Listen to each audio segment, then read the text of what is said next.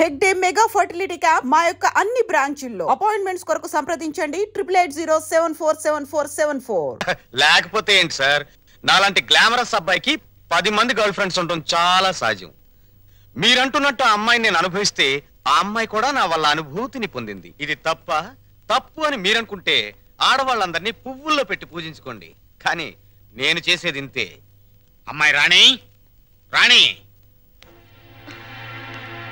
ఇతను చెప్పిందంతా విన్నావు కదా? నువ్వేమైనా చెప్పదలుచుకుంటే నిర్భయంగా చెప్పు. సార్, ఏ పరువు గల ఆడపిల్లైనా కావాలని కాలు జారదు. ప్రేమించిన వాడు తనే సర్వస్వాన్ని నమ్మించినప్పుడు విచక్షణ పోవచ్చు. నన్నంత నమ్మించి దుర్మార్గానికి హద్దులు ఉండవని నిరూపించాడు ఈ మహానుభావుడు. ఊరుకో అమ్మా, ఊరుకో. ఆ అమ్మాయి అభిప్రాయం నీ అభిప్రాయం తెలుసుకున్నాను. ఇంకా మీ అమ్మా నాన్నల అభిప్రాయం తెలుసుకోవాలనుకుంటే మా ఇంటికి వెళ్ళండి. వాళ్ళు మన క్యారెక్టర్ కి యూ సర్టిఫికెట్ ఇస్తారు. అక్కర్లేదు. రఘురామయ్య గారు దయచేయండి. విన్నారా మీ అబ్బాయి మాటలు? అమ్మా, నువ్వు అమ్మాయి పక్కన నిలబడు. చెల్లి నువ్వు కూడా. రేయ్, ఇప్పటి వరకు నువ్వు ఆడదాని గురించి మాట్లాడిన మాటలు తిరిగి ఒక్కసారి మాట్లాడు. అమ్మా చెల్లి కూడా ఆడవలేరా? మాట్లాడు. అమ్మా చెల్లి దానిలా ప్రవర్తించే మనుషులు కాదు. అవునవును, అటువంటి పవిత్రమైన ఇంట్లో దుర్వాసన కొట్టే మాటలతోనూ చేతలతోనూ నువ్వు ఒక్కడే పుట్టుకొచ్చావు. ఆ అమ్మాయి నేను చేద్దాం అనుకుంటున్నావు? అది కాదు నాన్న, నేను ఆ అమ్మాయిని అనుభవించిన మాట నిజం. కానీ బ్రాతలుగా భావించి అనుభవించాను. నిజంగా ప్రేమించుంటే ఆ అమ్మాయి తల్లి ఎవరు, తండ్రి ఎవరు, సంప్రదాయం ఏంటి అని తెలుసుకున్నాను కదా. అయినా ఆఫ్టర్ ఆల్ దాని గురించి ఆలోచిస్తారేంటి నాన్న? ఆ అమ్మాయిని పెళ్లి చేసుకుంటావా లేదా? అది కాదన్నయ్య. నోరు మీరే దుర్మార్గుడా. ఆ పిల్లకి అన్యాయం చేయకన్నయ్య. ఈ పెళ్లి జరగకపోతే అందరం కలిసి నీ అంతు నీతో పాటు మేము చేస్తాం. చెప్పరా? చెప్పు చెప్పు చెప్పు. సరే, దండలు తెప్పించండి.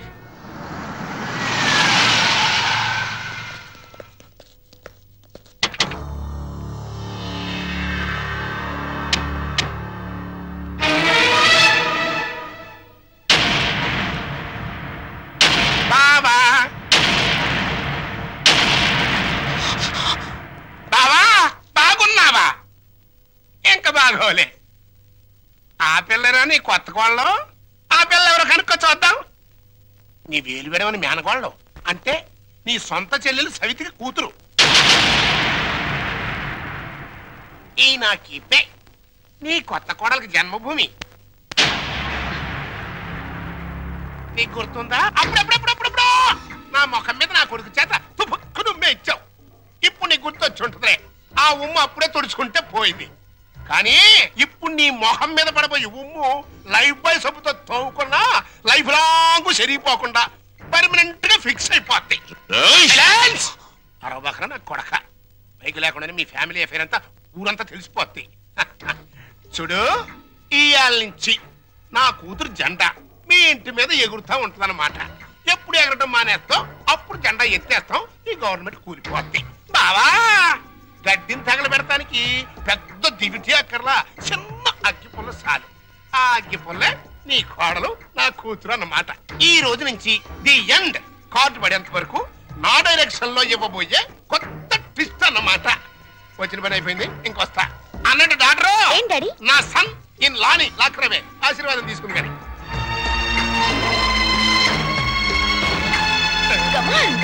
రారా సన్నిల్లా.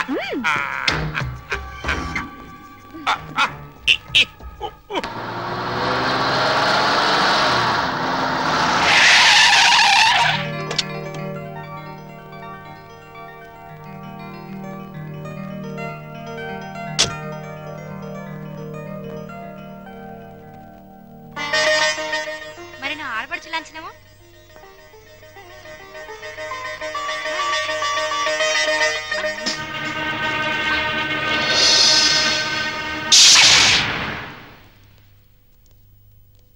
కుడికాలు లోపల పెట్టిరమ్మా.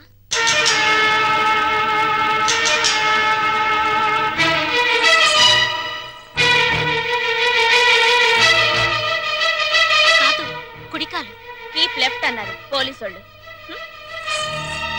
అవునవును, కీపు ఎప్పుడు లెఫ్టే. వైఫే రైటు. ఈ జ్ఞానం ఎప్పుడు వస్తుందో? అత్తా మామూలుకు నమస్కరించమ్మా.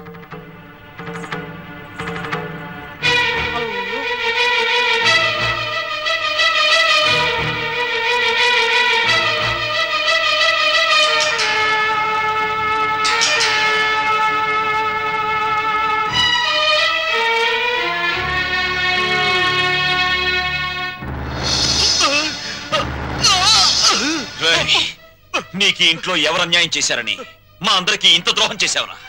రాణి ఎవరో ముందు నాకు తెలీదు. తెలిసిన తర్వాత ఆ అమ్మాయి లేకుండా నేను బతకలేదని తెలిసింది. నన్ను చంపినా సరే నేను మాత్రం రాణినే. నువ్వు ఈ ఇంట్లో ఎందరినో ఏడిపించాల్సిన డ్యూటీ బోలెడంత ఉంది. ఏడుపుని ఇక్కడ వేసి చేయకు, వెళ్ళు. అది కదండి. ఈ గొలుసు పెట్టుకో. ఎలాగో గదిలోకి వెళ్ళగానే విప్పదీసేదేగా, అంత మాత్రానికి ఇంత బరువు పట్టుచీర ఎందుకండి? ఏ శుభకార్యమైనా సాంప్రదాయ సిద్ధంగా జరిగితే అది మాకు ముందే జరిగిపోయిందిగా. గడ్డిని తగలబెడటానికి పెద్ద దివిటి అక్కర్లా, చిన్న అగ్గి పుల్ల చాలు. ఆ అగ్గి పుల్లే నీ కోడలు నా కూతురు అన్నమాట.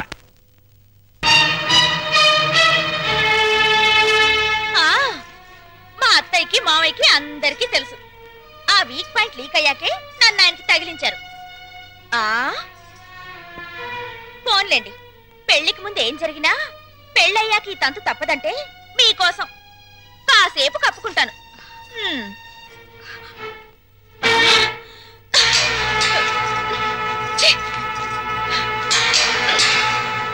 మీరందరూ పోండి. పదవిన రోలరు రథమా, పదవిన రోలరు రథమా, లారి లారి లారి లారి లారి లారి లారి లారి లారి లారి లారి లాల రథమా. ఏమండి, పెళ్లి నాటికైనా చేరతావా దీంట్లో? పెళ్లికెళ్తూ కూడా ఈ రోలర్ మీద ఏంటి నాన్న? ఎంచక్క కారులో వెళ్ళొచ్చు కదా. ఓరి ఎదవా, ఇది అచ్చొచ్చిన రోలరు. 30 ఏళ్ల క్రితం మీ అమ్మని తగిలించుకోవడానికి విజయవాడ నుండి శ్రీకాకుళం వరకు ఈ రోలర్ మీదే వెళ్ళాను రా. వచ్చారులేండి, ముహూర్తం అయిపోయిన 3 నెలలకు వచ్చారు. ఆ ముహూర్తానికి మా అక్కకు పెళ్ళైపోయి నేను బుక్ అయిపోయాను. సెటప్ అయిపో. నన్నేమనంటే అప్పుడం అయిపోతావే. నన్నెవరనుకుంటున్నావే? జై కామరాజు వడయార్ అంటే మైసూర్ రాజేష్ ఆఖరి వంశం అన్నమాట. ఆ తాతలంతా ఏనుగులు ఎక్కారే. ఏనుగులు అయితే మేత బొక్కని ఏనుగుల మేసిన నీ రోలర్ మెయింటైన్ చేస్తున్నాను. పిచ్చిదానా. రోలర్ రథ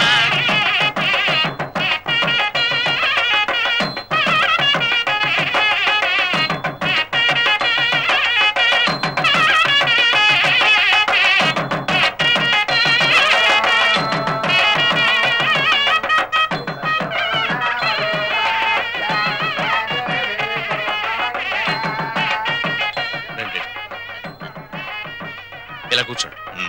ఎక్స్క్యూజ్ మీ, ఒక్క నిమిషం. నమస్కారం. నమస్కారం, కూర్చోండి. బాగున్నారా? 2 లక్షలు. బాబు, నువ్వు వెళ్ళి పని చూసుకో.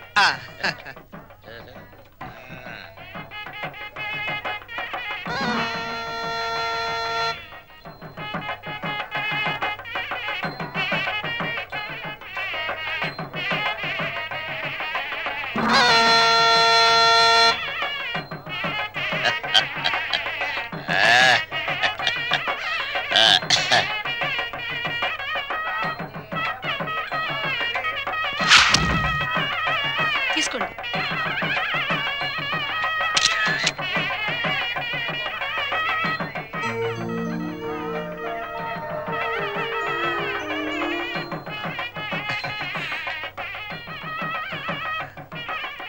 అమ్మా, ఒక్కసారి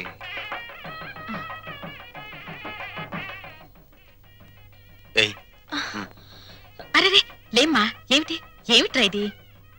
అమ్మా నాన్నల మాట విని చెడ్డగా ప్రవర్తించాను. నన్ను క్షమించండి అత్తయ్య. బుద్ధి వచ్చింది. బాగా బుద్ధి వచ్చిందా? నువ్వు ఊరుకోరా. అవే మాటలమ్మా, ఏదో చిన్నతనం. నిన్నంత మాత్రం అర్థం చేసుకోలేనా? పిచ్చి పిల్ల, లోపలికి వెళ్ళదానరా.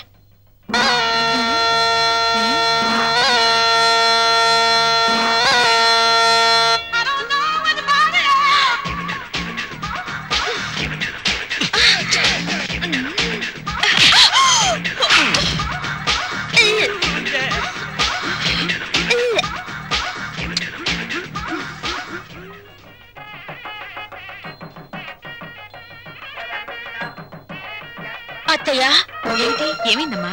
తప్పుల మీద తప్పులు చేసి మావయ్య గారి మొహం చూడాలంటేనే నాకు తల తీసేసినట్టుంది. రాణి, నాకు రంగ అసలు వరుస కన్నయ్య, మరో వరుసకి బావా. ఇప్పుడు ఆయన ఏమని పిలవాలి? రంగా అని పిలువమ్మా. ఆహా,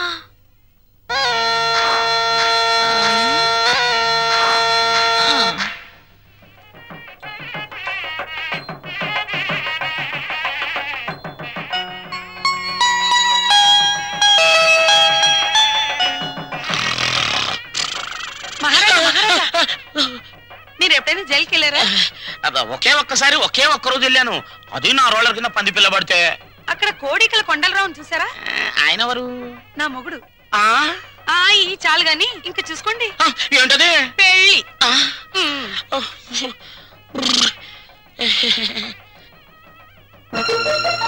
అత్తయ్య మళ్ళీ ఏమిటమ్మా? అందరూ నా వంక మీ అబ్బాయి వంక చాలా హీనంగా చూస్తున్నారు.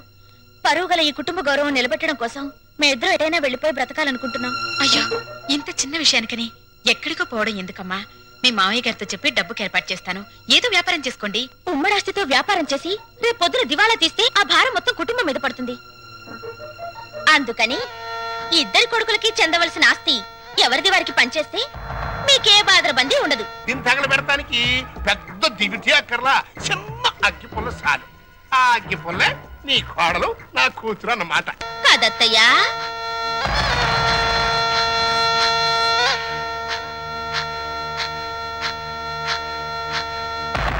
ఈ కొడుకులిద్దరూ దేవాలయంలో గబ్బిలాయిలన్నమాట.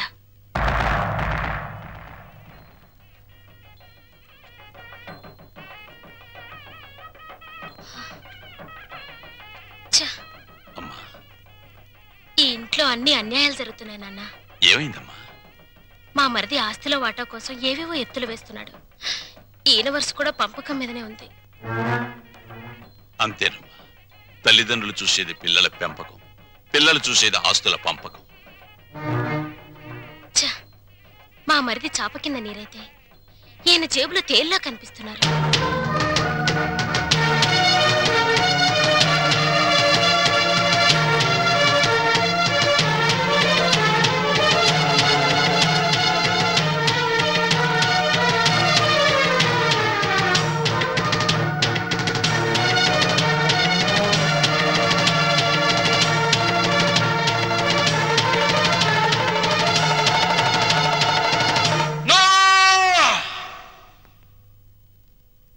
ఏమయ్యా రఘురామయ్య, మీసాలొచ్చాక కొడుకుల్ని దూరంగా ఉంచాలి, పెళ్ళాలొచ్చాక అంటరాని వాళ్ళుగా చూడాలి. అది చేతకాక నా కొడుకులు, నా బిడ్డలు, నా సంతానం అని పట్టు కూర్చుంటే వాళ్ళు మాత్రం ఎంతకాలం ఊరుకోగలరయ్యా? పాపం అమాయకులు కాబట్టి, పెళ్ళాల పైట చెంగుల్ని పాము పడగలనుకుని భయపడే పసిపిల్లలు కాబట్టి ఇన్నాళ్ళు ఆగారు. ఇప్పుడు అడుగుతున్నారు. అడిగితే కాదండానికి నువ్వెవరవయ్యా? పంచు పంచు ఆస్తుల్ని. రంగా, నువ్వు కూడా పెద్దోడు చిన్నోడు చెప్పిందే కరెక్ట్ అంటున్నాను. చెప్పింది చేసి నీ పెద్దరికం కాపాడుకో. రంగా, నువ్వు వాళ్ళతో చేరి నన్ను వెన్నుపోటు పొడుస్తావురా? పెద్ద పెద్ద వాళ్ళకి తప్పట్లేదు వెన్నుపోట్లు, నువ్వెంత? ఇప్పుడు నువ్వు ఆస్తి పంచకపోతే రేపు నీ కొడుకుల మాటల పోట్లు, కోడల చేతి పోట్లు, కోర్టుల నోటీస్ పోట్లు, పోట్లు పోట్లు అన్ని పోట్లే, జాగ్రత్త. రంగా, అందరూ ఒకటిగా కలుసున్నప్పుడు ఆస్తి పంపకాలు ఎందుకురా? అమ్మా, ఈ చేతి వేళ్లున్నాయి, ఇవి అన్నం కలుపుకోవడానికి, తినడానికి, కడుక్కోవడానికి కలిసి ఉంటాయి. తిన్నాక వేటికవే నీకు నువ్వే నాకు నేనే అని మళ్ళీ మళ్ళీ దూరం అవుతాయి. నీ శరీరంలోని భాగాలే ఒకటిగా ఉండనప్పుడు నీ కడుపులో పుట్టిన బిడ్డలు మాత్రం ఒకటిగా ఎలా ఉంటారు? ఎందుకు ఉండాలి? రంగా, ఎందుకురా ఎందుకురా అందరూ కలిసి ఆయన్ని చిత్రహింస చేస్తున్నారు? అమ్మా, చిన్న కొడలా, గొడవలు ఆపేసి భోజనానికి రండి. ఏ విషయం తేలేదాకా మేమెవరం భోజనాలు చెయ్యం. రండి రండి.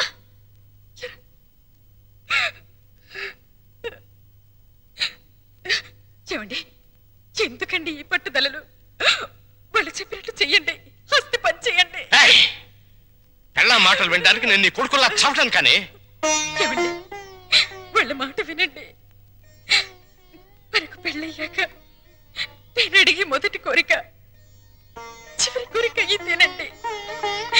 ఆస్తి పంచలేదన్న కోపంతో రేపు నేను చచ్చాక నాకు తలకొరవ పెట్టకపోతే అది ఎంత బాధో ఆలోచించండి.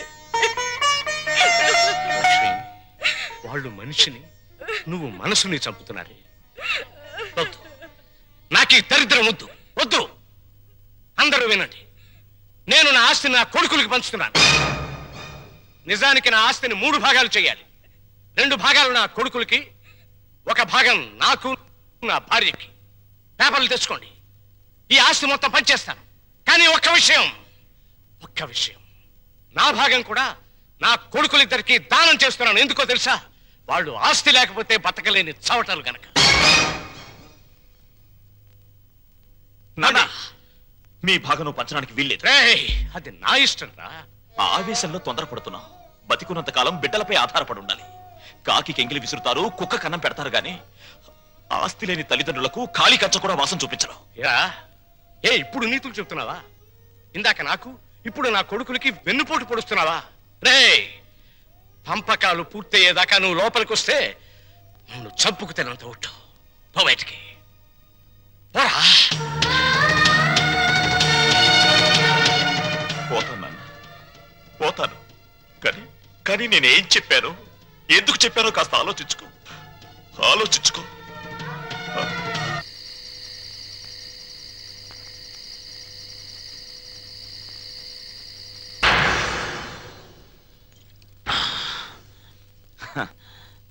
మందుకు పుట్టిన బిడ్డలు బ్రాండీ, విస్కీ, రమ్ము, జిన్ను, సారా, బీరు ఇవేవి తాగినా వచ్చేది ఒక్కటే, కిక్కు. నిషాలో, కిక్కులో, మత్తులో, తూలుడులో, పేలుడులో తేడాలు లేవు. కానీ ఒక్క తల్లి కడుపున పుట్టిన బిడ్డల్లో ఎందుకున్నాయి తేడాలు? ఎందుకొచ్చాయి తేడాలు? రఘురామయ్య ఇవన్నీ ఆలోచించాడా? నేను చెప్పిన చిప్పోని బయటికి చచ్చాక కొడుకులు కొరివి పెడితే డైరెక్ట్ గా కోరమండల్ ఎక్స్ప్రెస్ లో స్వర్గానికి వెళ్ళొచ్చని పిచ్చి ఆశతో బతికే తల్లిదండ్రులారా, మీరు బతికున్నప్పుడు మీ కొడుకులు మిమ్మల్ని కాకుల కంటే హీనంగా చూస్తారు. మీరు చచ్చాక మీకు పెట్టిన పెండాలు తినమని అదే కాకుల్ని ఖావ్ ఖావ్ ఖావ్ అని పిలుస్తారు. కమంటార్.